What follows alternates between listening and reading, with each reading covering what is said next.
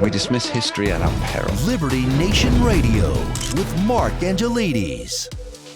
And you're back on Liberty Nation Radio. I remain your host, Mark Angelides. We're continuing our conversation with Liberty Nation senior political analyst, Tim Donner. Now, Tim, earlier in the show, we were talking about how New York politics are really not national politics because you have a breakdown of different parties and independents and third parties that have historically gotten involved. And with the results of this last week's Democratic primary mayoral election with Zohran Mamdani, I'm going to try and get that right, Zohran Mamdani. You nailed it, Mark. You nailed it. Winning on the first round. Well, not quite winning on the first round, but winning enough votes on the first round to make Andrew Cuomo, three-time governor, decide he's not going to make it as the subsequent rounds of voting come in. It's quite fascinating that one of Cuomo's aides hinted that Mr. Cuomo might just enter as an independent candidate or a third-party candidate, which also brings us to incumbent mayor Eric Adams, who is also running a third-party independent campaign. So if we end up with those three gentlemen vying for the mayorship on the left, and naturally who's fast becoming a perennial in New York politics, yes, Curtis Sliwa, running for Republicans, with those four men in the race, really anything could happen in terms of the percentages, right? Yes, I mean, it's very conceivable that the next mayor of New York could be elected with little over 1/3 of the vote, because there's a case to be made in some sense for each of these four candidates. Yep. Andrew Cuomo will probably, I would expect he is going to follow through and run as an independent. Mm-hmm. And of course, he's a former governor. And while he's been hit with all these charges of sexual harassment and was forced to resign, he is a guy who's experienced and in the Democratic realm extremely moderate compared to the rest of the party. Then you've got Mamdani, who appeals to progressives and young people in particular. You've got Eric Adams, who has the advantages of incumbency in the sense that he's not a right-winger, but he is, in his heart, I think, tough on crime. And a fairly no-nonsense guy who has just not kind of been up to the job. But I think he's significant enough of a factor to pick up 25% of the vote. And then you've got Curtis Sliwa, who would really need to have the other three split their portion of the votes in thirds for Curtis Sliwa to be elected mayor. I don't think a guy that goes around in a red, what kind of cap do you call that? It's a beret. It's a beret. You've obviously never met a French politician, Tim, because that is, if I may, part de rigueur for the French politicians, or at least it was in Charles de Gaulle. Well, it has been for Curtis Sliwa for as long as anybody has seen him on the public stage. So this is not over yet. But I do think that it indicates to the rest of the nation that the Democratic Party has just gone completely off the rails. They don't know where they're going. They are acting as if November didn't happen, that they can oppose Trump and stop him, even though he is dominating the news, dominating the headlines, successfully taking on the Iran nuclear threat and all the rest of it. And they have no answer. But their answer in New York was to double down on Kamala Harris. And you know what? People generally get the leaders they deserve. And if this man, Mamdani, is elected mayor, they're really going to know what it means to get what you deserve, because I'm not going to say the end of days for New York, but it'll be the end of days for the New York that those of us who grew up there and have been related to, whose parents and relatives have lived there for years. Not the same place that we grew up in. I would say, Tim, that that's part of his appeal to the young budding socialists, isn't it? Because there's a certain degree of wanting to burn down the system and build a new.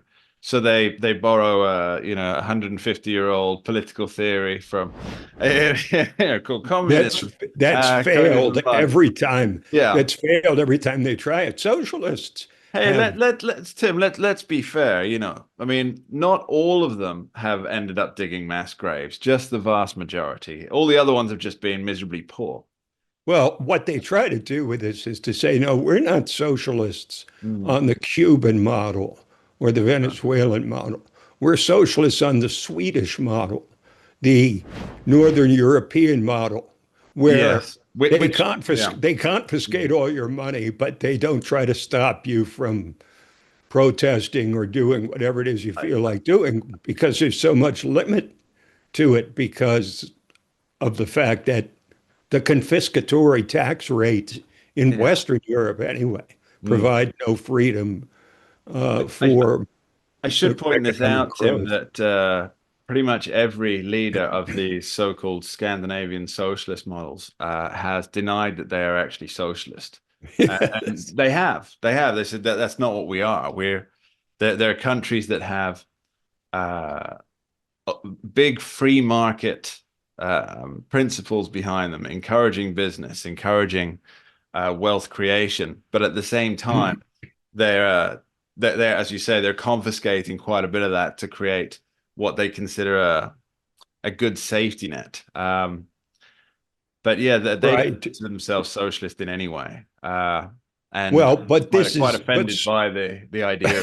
but quite offended. That's Why very wouldn't they funny. be? Why wouldn't they be Well, offended by that? well, look, it may not be what they call themselves, but it is what is widely attributed to them, Yeah. and and which has been adapted and adopted by the likes of Bernie Sanders to say, yeah, I want the best of democracy and socialism rolled into one. And so what you wind up with is, you know better than me, is low growth, high tax economies without incentives for people to risk take, start businesses and the That, like. The government just dominates everything. but from the European perspective, there's something else to that, Tim, as well, that I'm not. I think maybe our American listeners will find quite interesting. So this swing towards, as you say, high tax, low growth economies, it's quite recent. It's quite recent. But what was in place before, there was these large infrastructure things. Let's take the United Kingdom, for example. There still is the National Health Service. There was a great educational system. There are all these systems that were in place the before it started moving towards this, a little more socialism, a little more socialism. And now the National Health Service is really it's crumbling under its own weight. It's it's difficult to use as a user unless you're talking emergency services. Everything else is just for so many people just a real struggle. And so what's happening is as they're moving more towards this idea of hey, socialism could work a little. The structures and institutions that were built before it are now crumbling because they can't be maintained at the level that they were before. So they're living on the fumes of past glory and saying, look at what we have in our ever increasing realms of socialism. And it's a con, really. It's a It's con. just, it's false glory Yeah, yeah. because, I mean, honestly, socialism has failed every single place it was tried. In the end, those economies cannot sustain Yeah. the kind of public spending that is required to maintain a truly socialist or democratic socialist agenda and governance and policies. It just isn't possible. They just can't stand the idea that as Winston Churchill once said about democracies, the same could be said for capitalism. Mm. It's the worst of all systems except for all the others. They simply Yeah, can't yeah. accept that for all of its flaws and the greed that it spawns and the like, that capitalism is the only way to incentivize human behavior. Yeah, well, and of course you are, and you know this as well. You know this very well, that you are using a term created by the enemies of free markets by calling it capitalism.